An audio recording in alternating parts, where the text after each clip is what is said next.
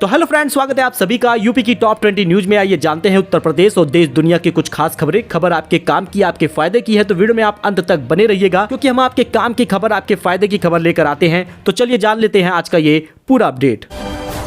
बात करें पहले खबर की, तो पहले भूमि पूजन से 6 लाख करोड़ रुपए से निवेश प्रस्ताव धरातल पर उतारेगी योगी सरकार। जी हां दोस्तों, यूपी सरकार ग्लोबल इन्वेस्टर समिट में प्रदेश में आए निवेश प्रस्तावों को जमीन पर उतारने की योजना बना रही है। पहले भूमि पूजन में करीब 6 लाख करोड़ रुपए की परियोजनाओं को जमीन पर उतारने की तैयारी कर रही है। वैश्विक निवेशक सम्मेलन 2023 में मिले 33 लाख करोड़ रुपए से निवेश प्रस्ताव में पहले भूमि पूजन यानी ग्राउंड ब्रेकिंग सेरेमनी में 5 से 6 लाख करोड़ रुपए के निवेश प्रस्ताव धरातल पर उतारे जाएंगे।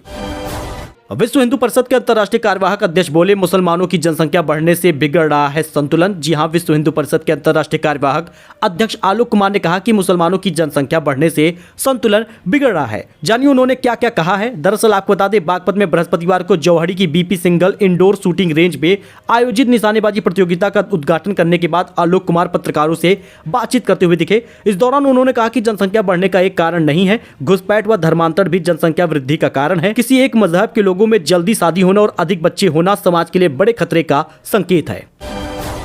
वहीं यूपी के इन 14 जिलों में बनेगी 22 नई कान्हा गौशाला। जी आपको बता दें, होगी इतने गोवंशियों को रखने की व्यवस्था। दरअसल प्रयागराज, प्रतापगढ़, सुल्तानपुर समेत प्रदेश के 14 जिलों में 22 नई कान्हा गौशालाएं बनाई जाएंगी। नगर विकास विभाग ने सभी गौशालाओं का निर्माण शुरू करने के लिए 35-35 लाख रुपए अग्रिम राशि जारी कर दी है। आपको बता दें, प्रयागराज, प्रतापगढ़, सुल्तानपुर समेत कुल 14 जिले ऐसे होंगे जहां पर 22 नई कान्हा गौशालाएं बनाई जाएंगी। आपको बता दें, प्रस्तावित गौशालाओं में लगभग 500 गोवंशी रखने की व्यवस्था होगी। वही बात कर ले वेदर अपडेट की, तो यूपी, राजस्थान समेत इन राज्यों में अगले 3 दिनों तक तेज बारिश का अलर्ट है। आप भी जान लीजिए अपने शहर के मौसम का हाल। दरअसल यूपी हो या राजस्थान, तेज बारिश हो सकती है। मौसम विभाग के मुताबिक ओडिशा, छत्तीसगढ़, पश्चिम बंगाल, झारखंड, अरुणाचल प्रदेश और सिक्किम में 9 से 13 मार्च के बीच में बारिश हो सकती है। इसके साथ ही आंधी भी आएगी, जिससे वायु प्रदूषण में काफी हद तक कमी आ सकती है। उत्तराखंड में भी कई जगहों पर तेज हवाओं के साथ बारिश का पूर्वानुमान बताया गया है। आने वाला है नया पश्चिमी विक्षोभ। आपको बता दें, यूपी के कई हिस्सों में बारिश हुई है। 11 मार्च यानी आज के दिन भी बारिश होने का आसार जताया गया है। आपको बता दें, आज और कल यूपी के कई हिस्सों में तेज हवाओं के साथ बारिश हो सकती है। कई जगहों पर ओले भी गिर सकते हैं, जिससे गेहूं की फसल को नुकसान पहुंचने की आशंका है। वही अगर आपके पास राशन कार्ड है तो आपकी बल्ले बल्ले है, क्योंकि आपको बता दें, ये राज्य 1-1 रुपए दे रहा है राशन कार्ड धारकों को।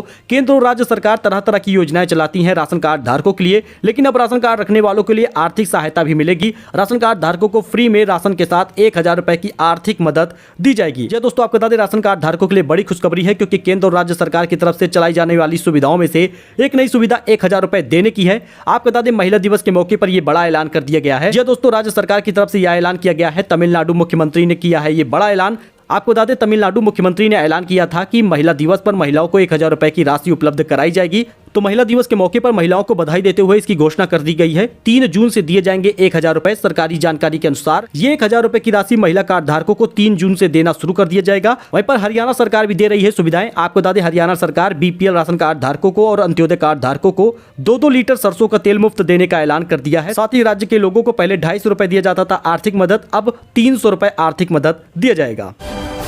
वही कोरोना के बाद H3N2 वायरस का कहर है। देश में अब तक 6 लोगों ने गंवाई है जान। जी हां दोस्तों, H3N2 इन्फ्लुएंजा के प्रकोप से पूरे देश में चिंता बढ़ गई है। इन्फ्लुएंजा के मामले ऐसे वक्त में सामने आ रहे हैं जब 3 साल बाद देश कोरोना महामारी से उबर रहा है। बच्चे और बुजुर्ग तेजी से वायरल की चपेट में आ रहे हैं। डॉक्टर के मुताबिक इन्फ्लुएंजा के अधिकतर मरीजों में एक जैसे लक्षण हैं, जैसे खांसी, गले में संक्रमण, शरीर में दर्द, नाक से पानी आना। कोरोना के बाद H3N2 वायरस ने पैर पसारना शुरू कर दिया है। अब तक 6 लोगों की मौत हो चुकी है। सूत्रों के मुताबिक कर्नाटक, पंजाब, हरियाणा में H3N2 वायरस से मौत की पुष्टि हुई है।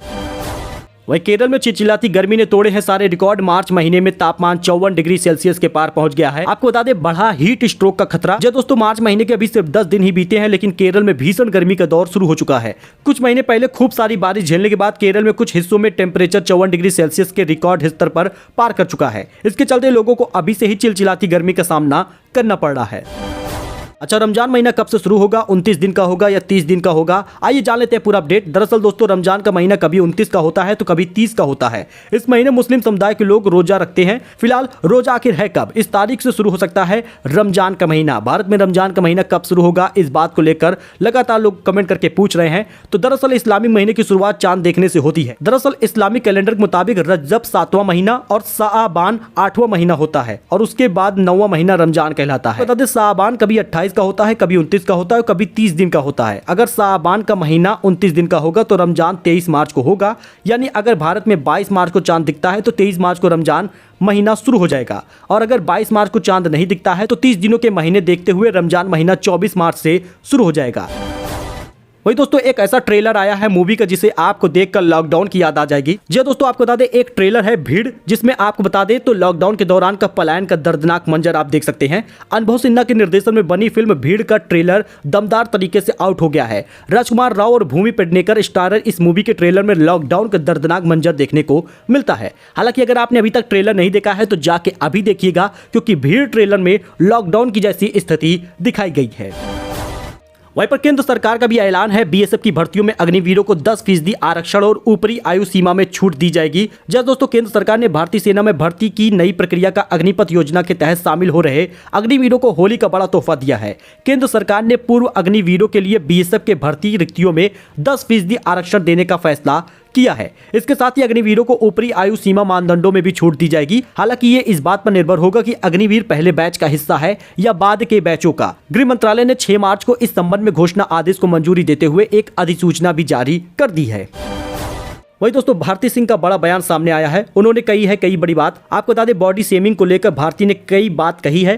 दरअसल दोस्तों उन्होंने कहा कि लोगों ने मोटी जैसे शब्दों से उनको ट्रोल किया। कॉमेडी क्वीन भारती सिंह ने बताया कि लोगों ने उन्हें कई तरह से टारगेट किया, उन्हें कई बार उनके शरीर को लेकर ट्रोल किया गया है। यहां तक कि इस मुकाम पर पहुंचने के बाद भी उनका मजाक बनाया गया। लोग उन्हें अलग अलग नामों से पुकारते थे, कभी उनको मोटी, कभी उनको गैंडी, कभी उनको हाथी कहते थे लोग। आपको बता दें उन्होंने बताया कि वह इसको पूरी तरह से स्वीकार कर चुकी थी कि वह मोटी हैं। उन्होंने आगे कहा कि मैं कोई हलवाई की बेटी नहीं हूं, बल्कि एक मिडिल क्लास से हूं, बल्कि एक पुअर क्लास से आती हूं, और जो भी खाना एक पुअर क्लास के लोग खाते हैं वही मैं भी खाती हूं। अब मैं मोटी हुई हूं, मैं उसमें खुश हूं। आज भी मैं जैसी हूं वैसी अच्छी हूं। तो वैसे आपका क्या मानना है इनके इस बयान को लेकर, कमेंट जरूर कीजिएगा।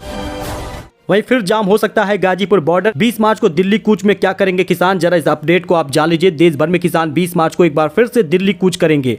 दरअसल दोस्तों पिछले दिनों कुरुक्षेत्र में जुटे यूपी, पंजाब, हरियाणा सहित विभिन्न प्रदेशों से आए किसान संगठनों ने दोबारा आंदोलन शुरू करने का ऐलान किया था। दरअसल दोस्तों देश भर में किसान 20 मार्च को एक बार फिर से दिल्ली कूच करेंगे। शुक्रवार मेरठ में किसान महापंचायत में इसकी रणनीति बन रही है। इस महापंचायत में किसानों के ट्यूबवेल पर बिजली के मीटर लगाए जाने और गन्ने का नया मूल्य घोषित करने और गन्ने का बकाया भुगतान किए जाने जैसे मुद्दे भी अहम होंगे।